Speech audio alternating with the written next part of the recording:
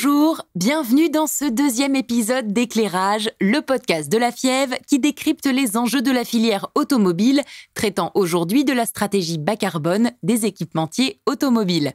Suite à la crise sanitaire, le gouvernement a fixé, notamment au moyen du plan de relance, un cap clair sur la transition écologique.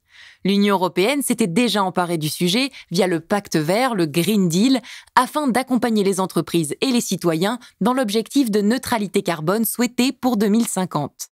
Avec Thierry Mété, président de ZF France et adhérent de la Fièvre, Hugues Boucher, responsable technique et affaires publiques de la Fièvre, et Aïko Carrier, président du groupe Bosch France Benelux, également adhérent du syndicat, nous allons échanger sur l'impact de ces mesures chez les équipementiers et quels sont leurs leviers de transformation. Bonjour Monsieur Mété, merci d'être avec nous. Bonjour.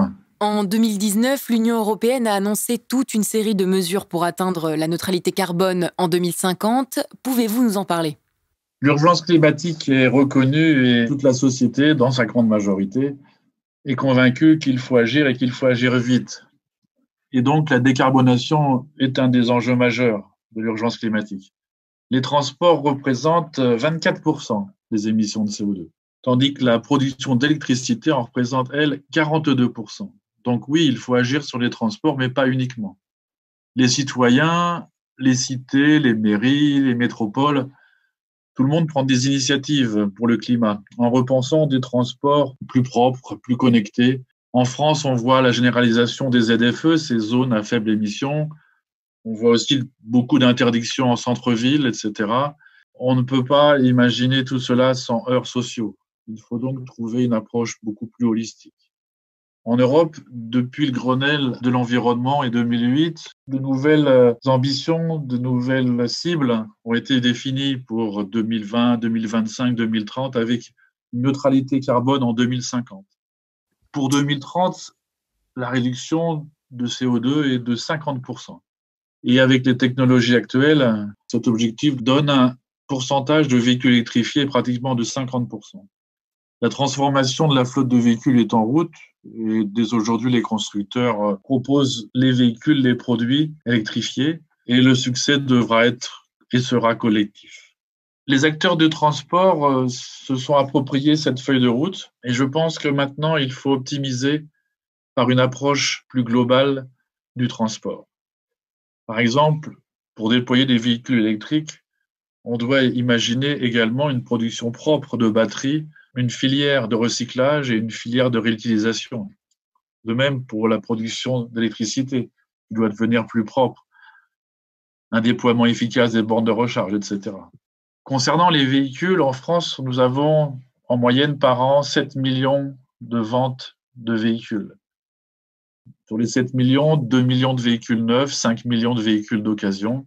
Et la durée de vie des véhicules s'allonge. Pour optimiser la décarbonation, peut-être faudrait-il trouver des solutions pour améliorer la consommation des véhicules existants. L'interdiction pure et simple de ces véhicules pourrait poser de nouveaux heurts sociaux. Les jeunes qui avaient 20 ans en l'an 2000 et très sensibles à l'environnement sont devenus les utilisateurs et les consommateurs des transports. Ils sont multimodaux. Nous devons poursuivre l'attractivité de la voiture, de l'automobile individuelle, car elle reste un fantastique outil de mobilité et de liberté. Concrètement, quel est l'impact sur les équipementiers ? L'impact des équipementiers est de continuer à être innovants, à être créatifs, tout en étant agiles et réactifs aux évolutions de ces règlements et de ces normes. Mais c'est également un nouvel équilibre qu'il faut qu'on trouve, un équilibre entre des réponses aux demandes actuelles des constructeurs, des technologies existantes et aussi un développement de solutions pour demain. Aujourd'hui, la filière automobile est déjà engagée sur l'économie circulaire, sur le recyclage, sur la remise à neuf des pièces, sur la réutilisation de matériaux recyclés. Nous devons également penser nos systèmes dans des idées de développement frugal et pour prendre en compte l'efficacité, la légèreté de nos produits et l'intégration de ces matériaux recyclables. Nous devons penser tout le cycle de vie. Enfin, même si l'automatisation des voitures particulières verra le jour dans une dizaine d'années, la conduite autonome pourra jouer un rôle croissant dans la gestion du trafic et optimiser les transports. Et puis, n'oublions pas que nous devons moderniser nos entreprises pour préserver la rentabilité. Sans rentabilité, sans futur. Et pour cela, nous devons mettre l'accent sur la digitalisation et la robotisation de nos entreprises. Monsieur Mété, merci pour votre éclairage. Merci, à bientôt. Monsieur Boucher, bonjour. Bonjour. Nous venons de voir avec Monsieur Mété que les mesures annoncées par l'Union européenne sont un challenge important à relever pour les équipementiers. Alors, comment la FIEV accompagne ses adhérents et les aide à atteindre ces objectifs ? Accompagner et aider nos adhérents à atteindre les objectifs du Green Deal, c'est avant tout les aider à avoir une approche des émissions de CO2 sur l'ensemble du cycle de vie d'un véhicule, de la conception à la production, avec les émissions de CO2 des sites de production, à l'usage et à la fin de vie des composants. Nous travaillons aujourd'hui, c'est un référentiel commun de l'empreinte des émissions de gaz à effet de serre dans l'évaluation de la performance des produits, et nous permettons aux entreprises de la filière d'anticiper ces contraintes d'empreinte carbone, de s'y préparer. Donc, le référentiel sur lequel nous travaillerons comportera 3 types d'émissions. Les émissions directes des installations des équipementiers, les émissions indirectes qui sont liées à la production d'électricité, de chaleur, et enfin des émissions indirectement produites par l'activité des organisations, comme peuvent l'être l'achat de matières premières, le transport en amont de l'usine, en aval de l'usine vers le client, l'intégration de matières issues du recyclage, ou bien encore la gestion des déchets générés. Les groupes de travail mis en place par la FIEV ont été un moyen d'établir des outils pour aider les équipementiers sur le sujet. Qu'en est-il ressorti ? Comment la FIEV intervient-elle ? Nous avons effectivement monté un groupe de travail dont le but est de proposer une méthodologie de calcul de l'empreinte carbone des produits livrés aux constructeurs. Ce groupe de travail a vocation de collaborer avec les constructeurs sur le sujet et l'ensemble des partenaires.